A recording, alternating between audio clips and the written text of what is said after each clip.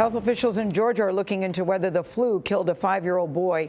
Eli Snook died on Saturday. His parents say he suffered an infection in his brain.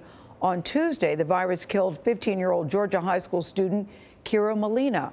Mark Strassmann is at Children's Healthcare of Atlanta Eggleston Hospital with more on the story. Mark, good morning.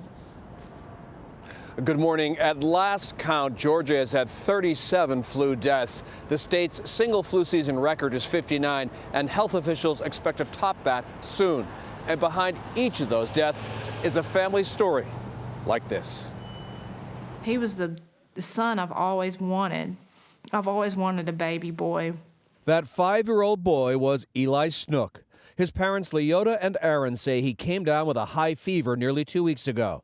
They took him to urgent care near their home in Marietta, where they say he was diagnosed with the flu and prescribed antibiotics and the antiviral medication Tamiflu.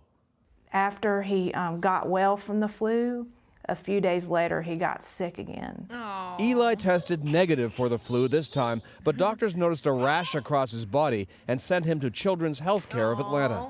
I see his face, and he's biting his jaw, and his arm goes in, he starts having seizures. He was placed in a medically induced coma while doctors performed a CAT scan and a spinal tap, but the virus had spread to his brain. His brain swelled past the point of no return, and they told us that he was brain dead. Nurses surrounded Eli at his bedside while his parents prayed for a miracle. Unfortunately, the Lord took him home, and it was Saturday at 10 o'clock. Eli's parents say he did not have a flu shot. Dr. Daniel Salinas is chief medical officer at Children's Healthcare of Atlanta. The best line of defense to prevent influenza is to get a vaccine. If your kids are sick, don't take any chances. You can't really know these things. It just happens.